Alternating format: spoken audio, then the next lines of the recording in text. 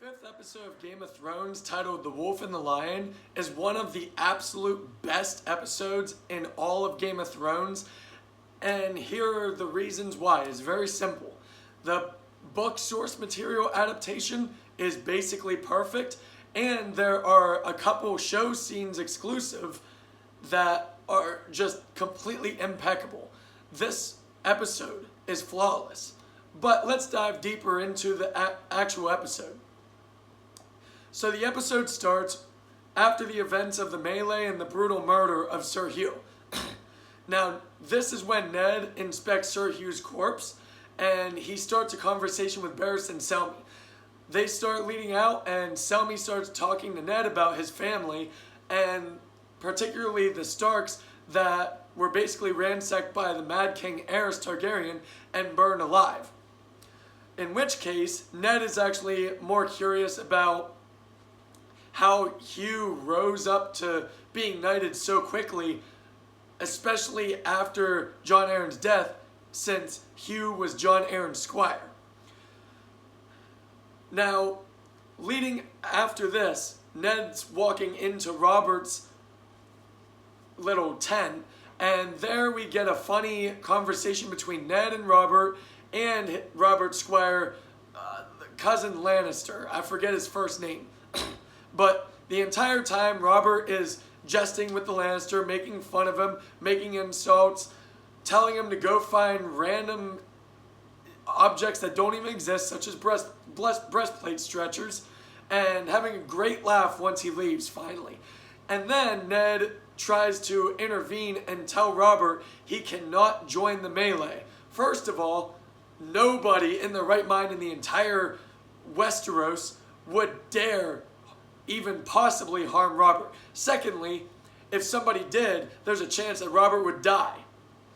Now, there are a couple scenes from the book that don't make it into this episode, such as before all of this, Cersei actually spoke to Robert, also telling him not to join the melee, which at first you would think, okay, that's a good conversation. But then you actually find out through thought processes that Cersei knows Robert likes to do things when people tell him not to do those said things. So there's some more intent behind all of that. Now, during the melee, it's actually Gregor and Loras Tyrell that are jousting. And what becomes of all of this? Super accurate to the book story of this scene. So, Loras Tyrell actually unhorses Gregor, and he is declared the winner. But Gregor's not done. Gregor ends up calling for a sword, murdering his own horse, and then trying to murder Loras, in which case Gregor's younger brother, the Hound, Sandor Clegane, interrupts, and there begins basically a mini Clegane Bowl, which that is short-lived. The King Robert immediately denounces it and screams at them to stop, in which case the Hound respectfully stops because he's Joffrey's guardsman, so he has to kind of abide by Joffrey's family and father, who's the king especially. Now, after this scene, it is Catelyn and Tyrion on the King's Road. And yet another beautiful scene straight from the book story, where Tyrion is trying to jest towards Catelyn, but also trying to get her to realize that he is not actually the target they're going for. But before he can actually explain the reason why, they end up getting ransacked and assaulted by mountain men. And again, exact same accurate depiction of the book story. Tyrion wanders over to Catelyn and explains that they have lack of manpower and she needs to untie all of the prisoners. That way they have some kind of a fighting chance. Now, there's a little differentiation between book and show, and there's a reason why. Catelyn tells Tyrion she will do that, but he must swear an oath on his family and his honor, that he will go right back to being her prisoner. That's the book story, which he respectfully does so. That way he can also stay alive, which makes perfect common sense. That's not shown in the show. She kind of just unbinds him. So, now we go into Bran back at Winterfell, which this is a show exclusive scene, I believe, where Luwin is there trying to teach him more about the different houses and their sigils and their family quotations all around the world. And Theon is there shooting bow and arrow, and he's just making a whole jest of the thing. His family, the Greyjoys, are brought up, and he just starts cracking jokes about Greyjoys are best at sex and yada, yada, yada. Now, Bran is starting to feel a little irritated because he's a little boy, and all of his family has kind of just disbanded away from him, which is completely understandable for a little boy to be distraught about that. Luwin tries explaining in the simplest, vaguest way that his mother had to leave for reasons. I'm not entirely sure why he would never tell Bran the actual reason, that she was going to hunt down who it was that was actually conspiring to murder him. I personally, if I had a child, I would like them to know, especially considering Catelyn tried to save his life. If I were in her position, I would have told him, and I would have also said, I was there and I helped save your life, but it was mostly your direwolf. I don't really know why Luwin wouldn't tell him, and maybe Catelyn forbade him from doing it, but that's just my opinion on that. Now, there is another show exclusive scene right after that of Theon fucking the whore Ross in Winterfell. And there's a conversation between the two. Basically, she's making jokes about his Greyjoy lineage and the fact that Theon isn't really a Greyjoy anymore. He's more of a Stark. But this is all taken in kindly because clearly by the end of the conversation you can tell Theon is basically in love with her. So there's that scene, which doesn't really add too much. I mean, there's some character development for both Theon and Ross, but as the overarching story, it doesn't really play into anything much yet. Now we go into Varys confronting Ned and those two having a conversation in Ned's quarters about Jon Arryn's death. And Varys explaining that Jon Arryn was very clearly murdered by somebody giving him tears of lies, which is poison. So he's explaining that somebody put poison in Jon Arryn's food or drink. And Ned tries wondering who that could have been. And then he starts to hint, thinking maybe it was Sir Hugh. Because otherwise, why would Sir Hugh, who was squire to Jon Arryn, why would he randomly get knighted after Jon Arryn's murder? So yeah, before this conversation, that never made any sense at all, but now it's starting to add up. Now, after this, Arya, complete book story still, Arya is chasing a cat, which that's not really shown too much. That's more so in the book, but it's hinted at in the show, so I'll let it go. But she's chasing the cat, and then she wanders into a dark dungeon where she starts overhearing two guys. Now, I do prefer this scene particularly in the book because the book is extremely vague of who it is. The show, you can clearly tell who the fuck it is. It's Varys and Illyrio Mopatis, the Magister of Pentos, who housed Viserys and Daenerys at the very beginning of the series. So they're both explaining the events between King's Landing and Pentos and what all is going on, and that's when Varys finds out that Daenerys is pregnant, which matters. Now after that, there's a show scene in the throne room of Varys and Littlefinger kind of just squabbling together, trying to one-up each other.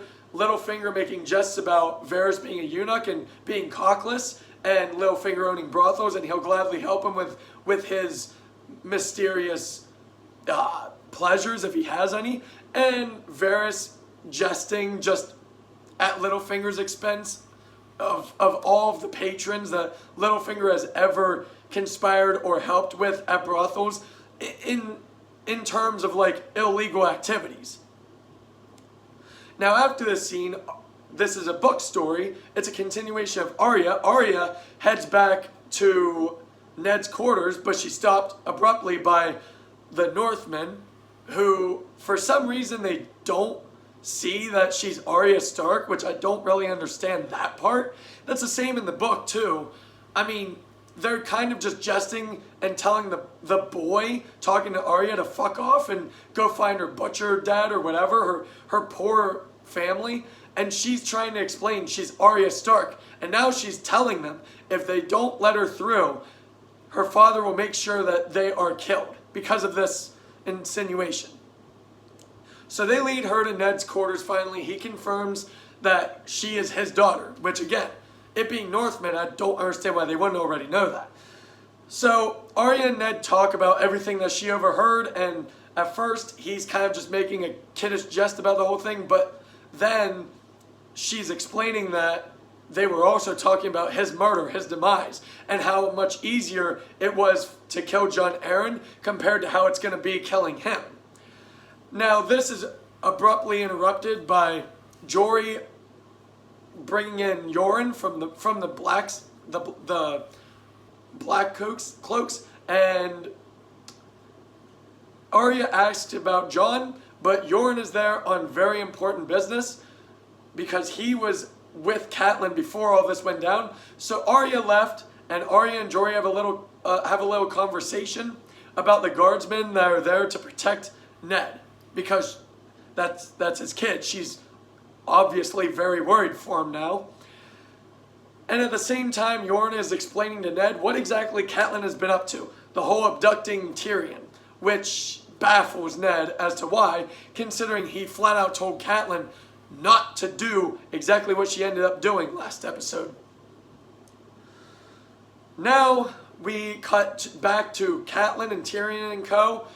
finally at the Vale Gates, and they are stopped by Vardis Egan, who is a player later in the series, and this is basically just an introduction scene of Vardis showing them through to the Vale.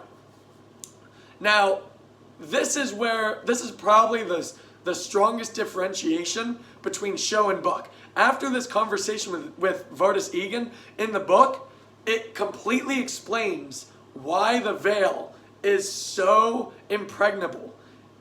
They go through this entire ass journey with this little bastard girl named Maya Stone, who knows everything about climbing the Vale, and she helps them go through the rough parts, which is still basically impossible to go through.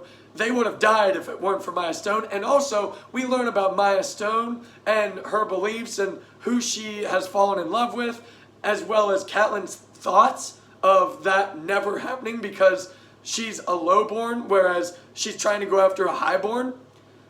But that all of that is completely excised from the show in favor of a quick jest quotation from Bronn, which is funny, don't get me wrong, but that's the biggest differentiation of this episode between show and book.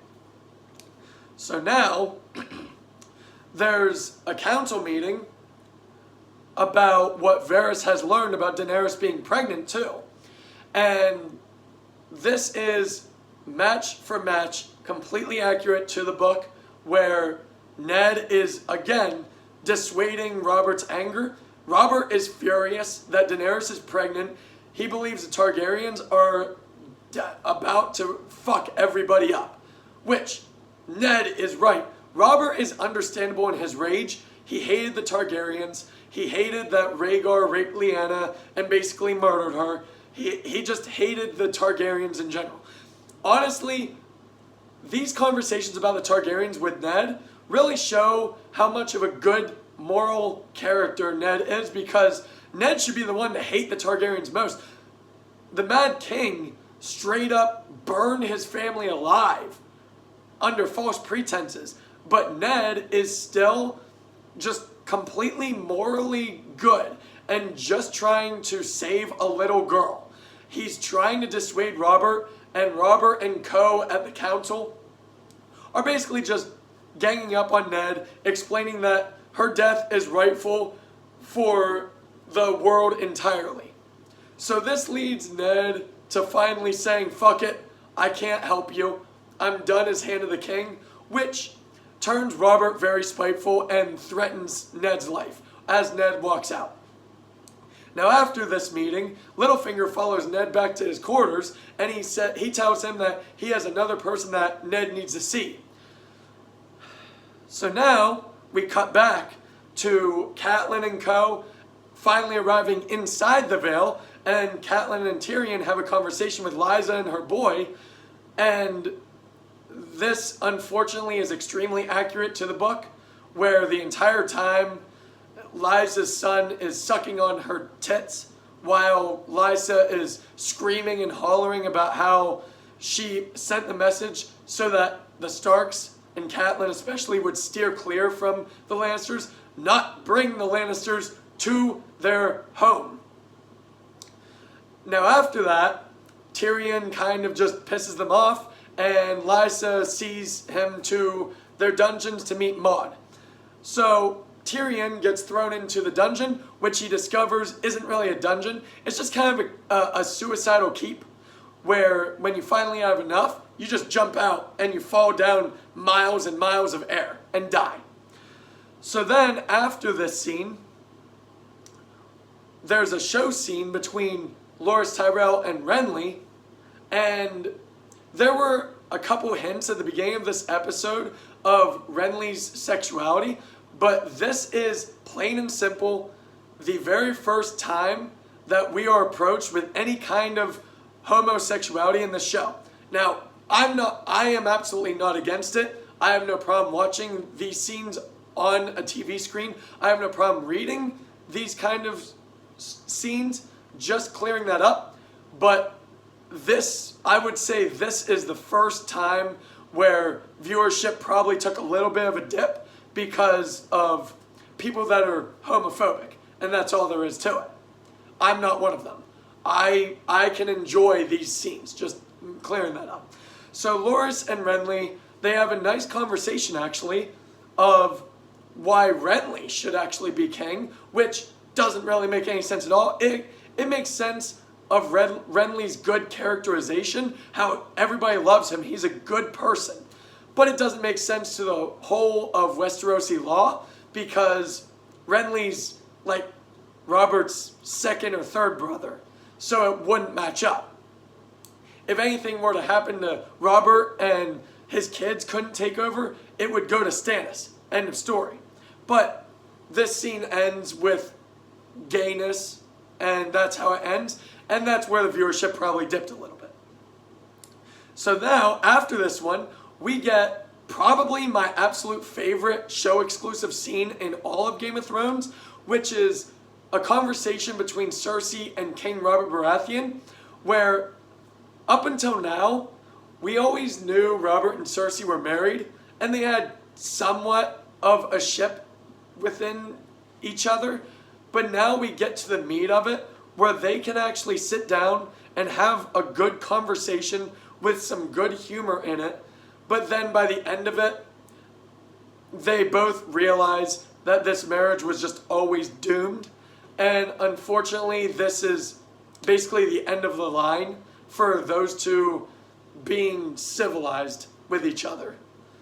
So then there's that scene, which I absolutely love that scene. It shows a lot of layers within both of them, not just even Cersei, which Cersei needed a lot more characterization, because up until this point, she was just that god-awful pure evil bitch with some motherly tendencies. Robert has had numerous amounts of character development. I've always liked Robert as a character, and the actor did a phenomenal job with portraying his character. Robert Baratheon probably might be one of my favorite characters in this whole show. So after this scene, we get to Ned going to another one of Littlefinger's brothels, which is another book story, which he confronts a whore who has yet another bastard of Robert's, and she's explaining how she doesn't want anything, she just wants Robert to see the boy and her, even just every now and again. And Ned reassures her that as long as he's there, she will always be taken care of. So he leaves, and this is more book story, scene for scene, completely accurate. Probably this ending scene is by far the best scene of the entire episode, maybe even the entire season. Now, this scene is from the book, but there's a huge differentiation between book storytelling and show storytelling. So, at the last scene of this episode, Ned leaves the brothel, Jaime Lannister comes with his men, and they basically shoo Littlefinger away. That is the most accurate representation of source material adaptation for this scene. Now after this, the book story, if I read it correctly, it always plays out where Jaime kills Ned's men, including Jory, and Ned, I believe, was either fighting on horse or trying to flee on horse, in which case Ned's horse is yanked down and Ned falls under the horse, and that's how he hurts his leg, and he passes out from all of that. In the show, Jaime gets there and shoos Littlefinger away, and then threatens Ned twice, in which case a whole little battle goes out between the Stark men and the Lannister men, and Jory versus Jaime, and this is when Jaime completely pulverizes Jory and kills his ass, which is unfortunate. Jory was a good character, but didn't really have too much characterization at this point. So then we finally get to the meat of this entire scene. And this is why I believe the show scene is so much better than the book story, because we actually get a one-on-one with Ned and Jaime. Full-on visuals, full-on audio. We see it all. We're up in the shit. And it's a great fucking battle. It is a phenomenal battle. They are both just completely mutual at fighting with each other. Nobody is winning, nobody's losing. Unfortunately, this scene ends with one of the Lannister guardsmen spearing Ned in the back of the knee. And it's disrespectful. It's so disrespectful that Jaime Lannister walks up to his own guy that did it and knocks him out. That's how disrespectful this was to end this fight. Because Jaime and Ned wasn't enjoying it, but at the same time, they're both warriors, and they both finally got to experience one another in battle. And it's a shame that this couldn't play out to who would have won. Everybody, when this episode aired, I guarantee everybody in the world screamed at that guardsman doing that. Everybody wanted to see that battle. But we got a good taste. It was a great battle. So that's the whole entire episode's synopsis. And honestly, like I said, this is one of my all-time favorite Game of Thrones episodes, The Wolf and the Lion. I don't really have much bad to say about this episode other than the standard. Some scenes should have been more book story accurate, but really, it's more so the book stories parts that they ripped out in favor of runtime. Like, for example, the whole journeying to the Vale and Maya Stone. I mean, it's not necessary to the plot itself, but it would have been another scene that would have expanded on the world and the characters living in the world. So there's that one fault with this episode, just the stripping of some book scenes. But otherwise, overall, The Wolf and the Lion, episode 5 of Game of Thrones, is masterfully well done. It's perfect. This is the absolute most perfect episode since the pilot episode. So hands down, The Wolf and the Lion, episode 5, 10 out of 10, no doubt about it. Thank you.